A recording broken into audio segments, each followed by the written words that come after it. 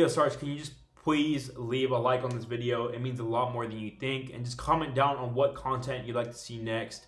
Literally, I want to do everything, not just fitness based, but fitness is my core. I want to do challenges, pranks, sister does my makeup, any kinds of that stuff. That'd be really funny. I'd like to branch out a little bit more. So yeah, just show some love.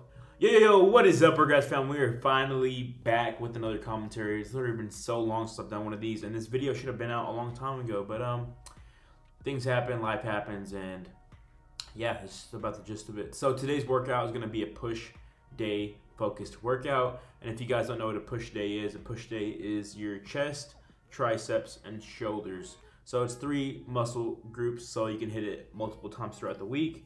You kind of want to go to hit like your muscle group 2 to 3 times a week. 3 times kind of pushing it, but 2 times is ideal for muscle growth. So I definitely recommend that. The current split I'm on actually at the moment is chest, pull, push, legs, rest, or repeat.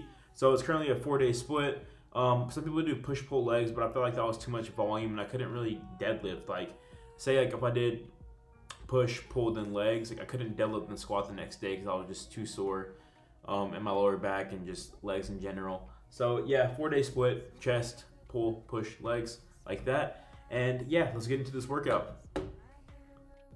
Alright, so these clips that you see here are going to be slowed down quite a bit just so I can talk over them, and the whole workout will be in the description box below. I'm just going to be trying to give tips while I'm benching right here. So this is 2 sets of 5 at 245 pounds. And as you can see me, I'm first setting up my back, make sure I'm even on both sides. As you can see me, I'm positioning the bar. I'm sliding the bar over and making sure that the bar is rotated so whenever I start benching, it's not going to roll in my hand and cause problems during the lift. So make sure it's even on both sides, make sure the bar is rotated, make sure you're even on both sides. And as you can see in my lower back, I have a little arch. This creates a lot more power and it decreases your range of motion and literally just helps you press a lot more with a lot more foot drive as if you were to be flat on the bench. So there's a lot of YouTube videos on that, just how to bench like a powerlifter or something like that, I guess. But this is 2 sets of 5. And as you can see here, I'm not balancing the weight at all. Like, I see a ton of people trying to balance the weight just for ego, and that does not create more power. Like it may help you get the weight up, but in the long run, you're not going to have as much muscle mass or as a bigger chest as someone would if they're actually doing the press properly. So I did 5 total sets of bench press, a top set of 2, a 2 sets of 5, 1 by 7, and then a 1 by 15. And as you can see here, whenever I'm doing chest on my push days, it's a lot more volume based. Just because I have a chest day focused for just power and overall just strength in general. So this day is more about the pump. And for my next movement, I have a close grip bench press, 20, 15, 12, 10. For this movement, I didn't increase the weight just because when you're doing 20 to 15, you have so much blood flow and it's just so hard to press the weight when you have a pump. Like, it's literally so hard to move your triceps and lock it out. So the tip I have for this is I usually go inside the groove, and if you guys don't know what the groove is, it's basically the rough part on the bar that kind of, like, I guess it's pokey. As you go on that, as you go on the inside, make sure it's smooth. That's where I start my pinky, where the groove ends and the smooth part begins. Another thing you want to do is make sure to lock out on this movement. Like, this movement is basically tricep based, and you work a lot of your tricep whenever you are locking the bench press part of the movement out. This will help you lock out for any kind of normal benching, and this literally helps you just target your triceps more in general. So I would definitely recommend tucking your elbows and making sure they don't flare a lot. If they flare a lot, you'll have a lot of injuries. Your shoulders will start hurting, and it's just not good for your overall benching in general, even whenever you're doing normal benching. So the next movement we're doing is Arnold Dumbbell Shoulder Press, 15, 12, 10, 8, increasing weight in each set whenever you're going down in reps. This is basically a variation of just regular dumbbell shoulder press, except for you're going to alternate it with your palms facing outward when you start pressing up. And the key thing about this movement, I see a lot of people trying to do a lot of weight, but this movement is not for a lot of weight. It's literally about the form and literally just about how fast you do it and literally the tempo of this movement. So this is like, it's kind of hard to get down. You have to do a lot less weight than you would do a regular shoulder press. But if you want really capped shoulders, this is something you really want to incorporate into your shoulder or push routine. This is by far one of the best shoulder burners I've ever done and one of the best shoulder growers I've ever done, which is pretty awesome. So as you can see, we did 15, 12, 10, 8, but I would cut the reps in half and do half Arnold and half regular dumbbell shoulder press, because I was going so slow on the Arnolds that like I could not finish the reps if I was to do the rest of the Arnolds, which is pretty crazy. So this, I actually found out that's a really good thing to do, is if you cut the reps in half, do half Arnold and do the half for regular, just so you can really focus on the tempo and the slowness of the Arnolds. So we supersetted the Arnold shoulder press with dumbbell front raise. And the thing I like to do here is I like to touch them at the top a little. Like I like to go as high as the top of my nose or to my forehead. I see a lot of people barely going up to their chin. That's not something you want to do. Like I'm not clinging them together either. I'm barely letting them touch just so I can get the full range of motion and just know how high I'm going and making sure they're both even, because you don't want uneven shoulders and just want to look like shit. So the next move we're going to do is going to be lateral raises, supersetting with the Shrugs machine. This is 5 sets, 15, 15, 10, 10, 20. Whenever you're doing lower reps, you always want to go heavier weight. Higher reps is always lighter weight. So as you can see here, I see a lot of people doing this movement wrong, like so wrong. They either chicken wing it, go out too far in front, won't go high enough, but they're like literally touch the dumbbells above their head. But that is literally like you're just gonna get injured doing that. As you can see here, as you can see the bend in my elbow, you want to be 90 degrees from your elbow joint. I mean, from where your shoulder joint starts, going all the way to your wrist. That's the best way to explain it. You want to flare your lats a little bit and just pull through your elbow. Like you always want to make sure your elbow is always a little higher than your wrist. Once your wrist starts getting higher than your elbow, that causes injuries and just shoulder problems. So you definitely don't want to do that. As you can see, the dumbbell is going as high as my shoulder. That's where you want it to go. Anything higher than that is just kind of overkill, to be honest. Like you just cause injuries because your shoulder's not meant to go up that high in that position with weight. So that's basically the end of that movement. I'm going to show you guys the shoulder shrug machine I did right here. I did 5 sets of 30 with this with the same weight. I'm squeezing the weight. As you can see, this is a pretty bad angle. I didn't have anyone to record me. This is basically all tripod based workout, so sorry for the shitty clips if they're shitty. As you can see here, I'm squeezing at the top. I should be going slower on the way down, but I'm not. I think this is my last set, so I'm already dying, as you can see by my face. Like I'm about to crap my pants, honestly. So 5 sets of 30. Want to make sure you're going slow, squeezing the top. You kind of want to go slower on the way down, but make sure you're squeezing the top for sure. Hold it for at least like half a second to a second.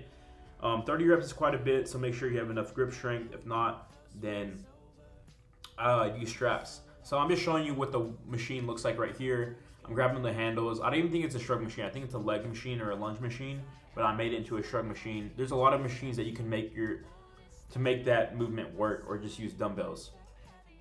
So the next thing we're going to be doing is 5 sets of 12 on tricep kickbacks, dumbbell kickbacks to be precise.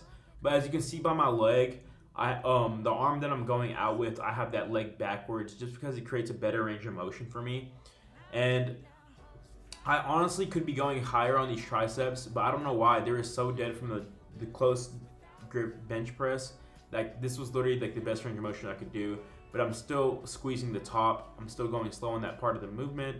So as you can see again, I have that leg back that I'm doing the same arm with. Triceps are honestly one of my best body parts, so I would definitely take advice from me. These work a ton. Make sure you're not just going back and just swinging the weight up. You're going to pull through your elbow. As you can see, my elbow is just locked and loaded. Like it is literally not moving place. Like it's literally just staying there and just extending backwards to where I need it to go. That is the best way to do that movement. Make sure your elbow does not move. Make sure you have that leg back. And make sure you're just going up and feeling the top of your triceps just squeeze. Like you want to squeeze it at the top, and just literally it works so good. I supersetted the kickbacks with rear delt dumbbell raises, and as you can see, honestly, I definitely agree that my rear delts are one of my weaknesses. I used to neglect them. I used to never train them. I didn't think they're important because I couldn't really see them. But even delts make you look so much bigger. Like the rear delts make your shoulders capped and just make you look overall bigger walking around in a tank top. So as you can see here, I'm sitting down, bended over, my back isn't rounded. I'm starting behind my legs. I see a lot of people start from in front and kind of go backwards, but if you're already starting in the back, you literally just start focusing on it from the bottom of the movement to the top. And as you can see here, I'm pulling through my elbows again. Like my forearms are nothing, they aren't moving at all. Like my forearms aren't moving at all. It's literally pushing through my elbow and just making sure that the range of motion is great. Making sure that I'm squeezing my back at the top, my shoulder blades. and just getting the max range of motion that I possibly can throughout this movement. Something I've learned when doing rear delts is literally, it's not about the weight, it's about how you do the weight, like how you do your form, how you do your tempo, how much volume you give your rear delts. Because honestly, when you're doing a lot of weight for rear delts and you're trying to ego lift, it is not going to work how you want it to work. Yeah, facts, boy. All right, so the next thing we did is this dumbbell press. So I'm doing a push press right here, right? I'm doing a push press. This works to your inner chest, to your top. And as you can see here, what I'm doing is I'm getting it down, right? And I'm pushing it back towards my face. So anytime you guys are doing incline press, you always want to push it back towards your face. That's how you really target the top of your chest, and it works so great. Like my chest used to be so small. I mean, it's not the best right now, but it used to be way smaller. And that's something I've learned from incline press, is that you always want to push back towards your face. So I did 8 reps of push press, right? And then right afterwards, I did 12 of just regular incline dumbbell press. And as you can see, I'm a lot higher. So I'm pressing a lot higher towards my shoulders to really focus on those peekaboo / upper muscles. And that'll really help you grow your chest literally a shitload, like a lot.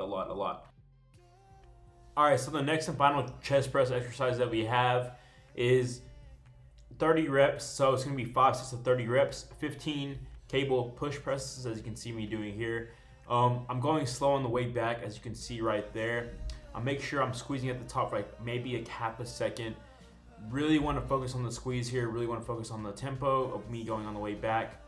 You kind of almost want to touch your thumbs together, but not really. Just make sure you get that point across so you can work the inner chest a little bit more than you would typically. So I did 15 pushes, right? Now I'm going to do 15 stretches, also known as cable flies. As you can see here, a lot of this is controlled. I see a lot of people doing these fast and really just T-Rex arming it. That's not it. Like, you really want to go all the way back. As you can see my hand, it really goes all the way back to where my chest starts, or even like closer to my shoulder. So that was the last rep. That's why I'm kind of just stretching it, holding it, getting as much blood in there as I can. So you're going to be 5 sets of 15 and 15. So it'd be 5 sets of 30 per set. Whole workout will be in the description below. To end the workout, we are doing a tricep movement, reverse tricep single arm extensions. I feel like the tricep, this movement right here, it really focuses a lot on the long head of the tricep. Like, I'm wearing a long sleeve, and you can see exactly what like this movement is working. I love it a lot. Make sure your elbow never moves. Make sure it's locked in place. The only time it should move is whenever you're going up towards your head. So as you can see here, I'm getting a little bit of the stretch at the top. I'm still really focusing on my tricep when I'm going up. That's why I'm getting that extra stretch at the top of that movement. So if you guys really enjoy this commentary, then just please let me know, because I know these are really beneficial to beginners and just people that want to know some extra tips and advice to working out.